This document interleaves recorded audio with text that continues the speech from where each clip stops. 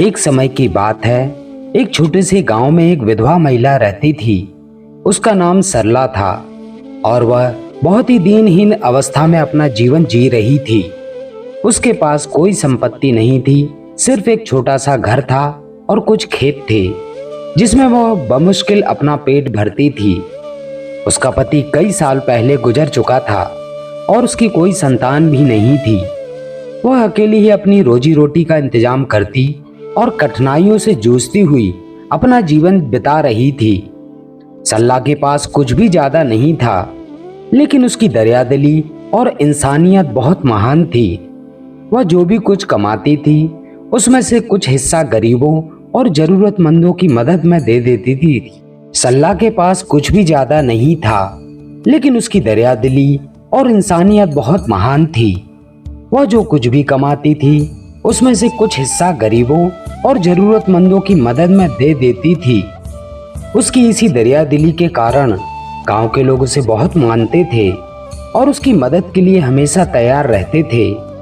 हालांकि वह अपने अकेलेपन में भी खुश थी और हर हाल में संतुष्ट रहती थी। एक दिन सल्ला अपने खेतों में काम कर रही थी। तभी उसने देखा 3 साधु ब्राह्मण अपनी यात्रा पर आते हुए उसके गांव में प्रवेश कर रहे थे। वे थके हुए थे और प्यासे दिखाई दे रहे थे। उन्होंने गांव के कुछ घरों का रुख किया, लेकिन किसी ने उन्हें जल या भोजन देने का साहस नहीं किया। यह देखकर सल्ला को उनके प्यासे होने का एहसास हुआ और वह अपने छोटे से घर में जाकर उन्हें जल लाने के लिए तैयार हो गई। सल्ला जानती थी कि साधु ब्राह्मणों का महत्व बहुत बड़ा होता है। उसने यह सुना था कि ऐसे महात्मा व्यक्तित्व के दर्शन से जीवन की सारी मुसीबतें समाप्त हो जाती हैं। वह जल्दी से अपने घर में एक कटोरी में पानी लेकर उन साधुओं के पास पहुंची। साधु ब्राह्मणों ने जब पानी पिया तो उनके चेहरे पर संतोष और शांति का भाव था। वे बहुत खुश हुए और सल्ला की भलाई को सराहा। साधु ब्राह्मणों ने उसकी दरियादिली को देखकर कहा, हे देवी, तू बहुत दयालु और नेक दिल वाली है। हम तुझे आशीर्वाद देते हैं कि तेरा जीवन समृद्ध हो, तेरे घर पर हमेशा सुख शांति बनी रहे। लेकिन उन साधु ब्राह्मणों में से एक साधु ने सल्ला से कहा, तुम्हारा अच्छा कर्म देखकर हम तुम्हें एक वरदान देंगे, लेकिन तुम्हें एक सवाल पूछना होगा। तुम्हारा अच्छा कर्म देखकर हम तुम्हें एक वरदान देंगे, लेकिन तुमसे एक सवाल पूछना चाहते हैं।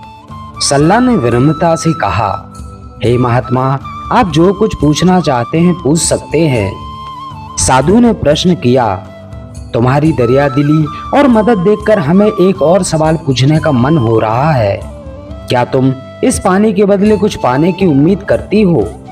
क्या तुम्हारा उद्देश्य सिर्फ इस पानी का बदला लेना है? सल्ला को यह सवाल बहुत अजीब सा लगा। वह सोच में पड़ गई, लेकिन फिर उसने शांत होकर उत्तर दिया, नहीं महात्मा, मैंने यह पानी किसी बदली के लिए नहीं दिया। मैंने इसे इसलिए दिया क्योंकि मुझे यह सही लगता है।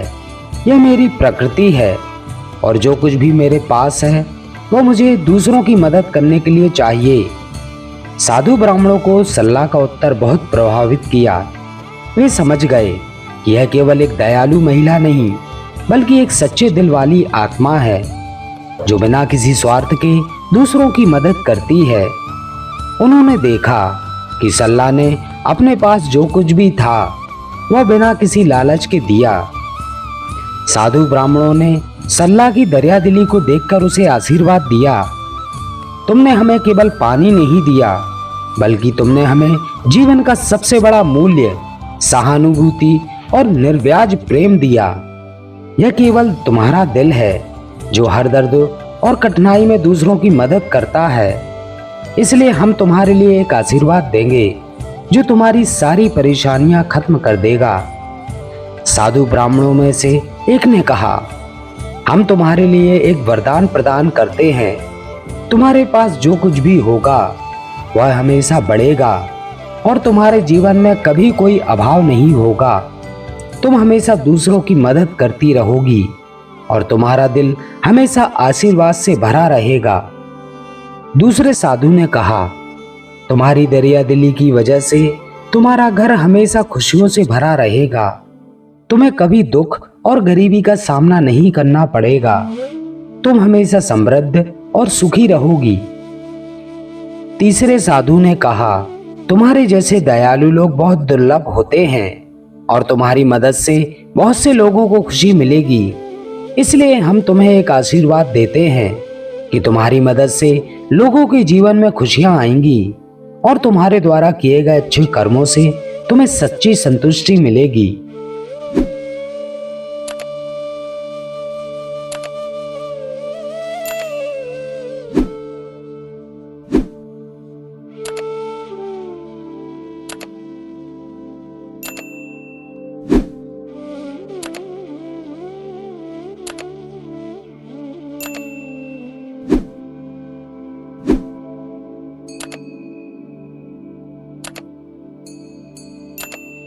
इसके बाद साधु ब्राह्मणों ने अपनी यात्रा जारी रखी और गांव छोड़ दिया।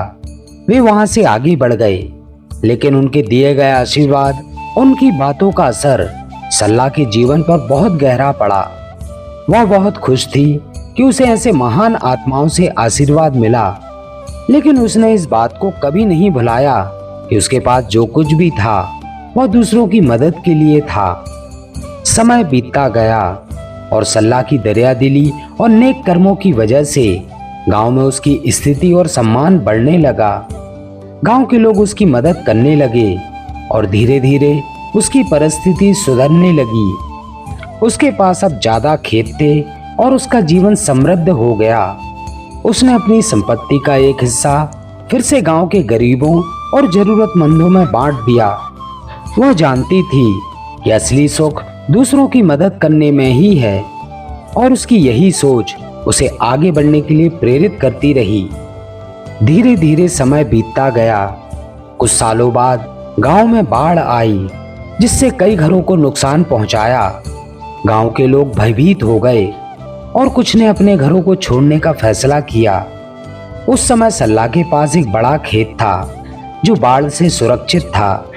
उसने अपने घर के दरवाजे खोले और गांव के सभी लोगों को अपने घर में शरण दी। वह दिन बहुत कठिन था, लेकिन सल्ला ने कभी हार नहीं मानी। उसने लोगों को पानी और भोजन और आश्रय दिया और उनके दुखों में उनके साथ खड़ी रही। सभी लोग उसकी मदद और साहस को देखकर हैरान थे। इस कठिन समय में भी वह अपना आत्मविश्वास और मदद देने की भावना नहीं खोती थी। कुछ दिन बाद बाढ़ का पानी कम हो गया और गांव धीरे धीरे सामान्य स्थिति में वापस आया। गांव वाले सल्ला की सहायता से बच गए और उसका सम्मान और आभार सल्ला के प्रति और बढ़ गया। उसकी दरियादिली और साहस ने सबको यह सिखाया कि मुश्किल वक्त में यदि किसी के पास दूसरों की मदद करने की भावना हो तो वह हर संकट से पार पा सकता है। उसने यह साबित कर दिया कि अगर दिल में सच्ची भावना हो तो दुनिया की सबसे बड़ी कठिनाइयां भी हमें तोड़ नहीं सकती। उसने न केवल साधु ब्राह्मणों से मिले आशीर्वाद को स्वीकार किया, बल्कि उसे अपनी रोजमर्रा की जिंदगी में पूरी निष्ठा और समर्पण के साथ लागू किया। वह पूरी तरह से समझ चुकी थी कि जीवन का वास्तविक अर्थ दूसरों की मदद करना और उनके दुखों को दूर करना है। यही उसकी असली पूंजी थी और यही उसे सच्ची खुशी और संतुष्टि देती थी। उसकी दरियादिली और साहस ने सबको यह सिखाया कि मुश्किल वक्त में भी यदि किसी के पास दूसरों की मदद करने की भावना हो तो वह हर संकट से पार पा सकता है।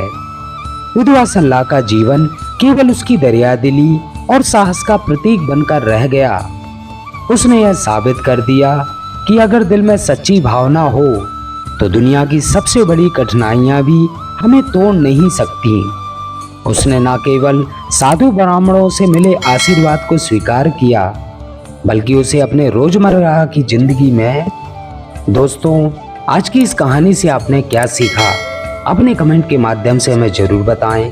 वीडियो पसंद आया हो तो वीडियो को लाइक करें और चैनल को सब्सक्राइब जरूर करें। तो दोस्तों, इस वीडियो में बस इतना ही। मिलते हैं ऐसे ही किसी अन्य ज्ञानवर्धक वीडियो में। तब तक अपना ख्याल रखें। नमो बुद्धाय।